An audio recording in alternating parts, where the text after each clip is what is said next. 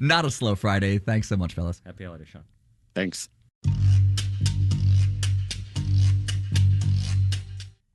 It's WNYC. Happy Memorial Day to you, at least an early Memorial Day to you. For the rest of this evening, showers are possible. We'll see temperatures settle at about 50 degrees. Tomorrow, more rain possible, highs reaching the low 60s in the afternoon. Wind gusts up to 25 miles an hour. Stick around. Marketplace coming up next at 6:30. We'll be back with All Things Considered at 7. It's WNYC on a Friday at just about 6:30. WNYC is supported by the Met. Visitors can explore the daring early years of artist John Singer Sargent in a new exhibition. Museum admission is pay what you wish for New Yorkers. Learn more at metmuseum.org. This is WNYC 93.9 FM and AM 820. NPR News and the New York Conversation.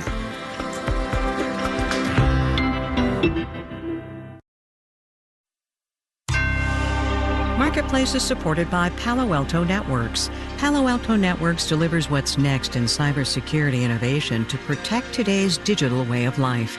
Learn more at paloaltonetworks.com. Another day, another tariff announcement. Or two. Or three. From American Public Media, this is Marketplace. Marketplace is supported by Progressive Insurance, providing direct car insurance rates side by side with other insurance carriers. Customers can see rates and find an option that works for their needs. Now that's Progressive. Learn more at progressive.com. And by Mercury. Mercury offers banking and financial software to help businesses send money, create invoices, pay bills, and more, all in one place. Learn more at mercury.com. And by Ascendium Education Group, which is committed to making education and training after high school a reality for learners from low-income backgrounds.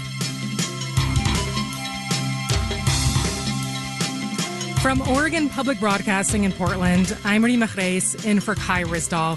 It is Friday, the 23rd of May. Good to have you along. You know, normally the Friday before Memorial Day weekend, it's kind of quiet, not a ton going on. But we know these are not normal times, and there is a lot of news to unpack today, so let's get into it. Amara Omokwe is at Bloomberg. Jordan Holman is at the New York Times. Hey, you two. Hi. Hey there.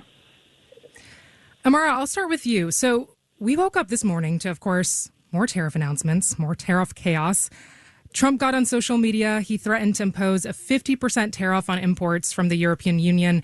And he also warned about slapping a 25% import tax on Apple's iPhones if they're not produced here in the U.S. You cover the Fed. There have been a lot of conversations about how the Fed is weighing these kinds of headlines. If you're Jay Powell and you woke up to this news this morning, what are you thinking? If I'm Jay Powell, I'm thinking that the stance that I and other Fed policymakers have taken is probably the right one. And that stance is that the Fed should be on hold because there is just an immense amount of uncertainty around President Trump's economic policies, tariffs being the chief among them, but others around taxes and regulation and immigration and all these things. And what we've heard from Fed officials consistently in recent weeks is that they just feel like they are going to be in wait and see mode, that this is just not a good time to be adjusting interest rates when there is no clarity around where these tariffs will settle, when there are ever changing developments on the level of the tariffs. And so Fed policymakers have really signaled that in the near term, they're probably not going to be cutting rates, and they really want more clarity on where all of this is going to settle out before they feel comfortable making any kind of adjustments. Yeah. Jordan, let's talk about how big retail chains are reacting. Last week, Walmart said, because of these tariffs, we can't absorb these price increases. So sorry, consumers, it's going to fall on you. Meanwhile, we reported on how Home Depot said it's holding prices steady. How are retailers deciding whether to take the hit or make the shoppers pay more? Yeah, from the reads of retailers this week, we heard from Home Depot, we heard from Lowe's, we heard from Target. All three of those retailers were really emphasizing that adjusting price, aka raising prices, was their last resort as they try to navigate this tariff situation, which is a bit different from what we heard from Walmart. They really took pains to say that they have different levers and whatnot. But the reality is that the prices are going to be raised in some other cases. Like the vendors or their suppliers might have to pay more. It's not a matter of that just because these are big retailers, they don't have to deal with tariffs. They just have to pull out prices in other areas of the business. Mm-hmm. And how are they conveying that to investors? What are they weighing? Yeah, they're saying that they're trying to change their supply chain. A lot of people are emphasizing the percentage of where they get their stuff from China is dropping. You know, you're hearing people say by next year we'll be at 10%, where maybe we're 25%. So they're really trying to give investors, they're trying to signal to them like, oh, we're not as exposed to China. But the issue, like even today with these tariffs, is like, okay, but are you exposed to somewhere in Europe? So it's just a really changing dynamic, and the communication styles have to change basically every day. How do you think the consumers are feeling? Do you have a sense of that? Yeah, I think a lot of people are just confused right now. There's, you don't know if you need to rush out and buy your iPhone because things are going to get really expensive, or if you're just like, I shouldn't buy anything. So, and especially with retailers kind of not being as direct as possible about how much prices will be raised, if they'll be raised, it's just creating a really confusing situation for shoppers right now. Yeah, no, I feel that. I'm weighing those things myself. I want to talk about the bond market real quick.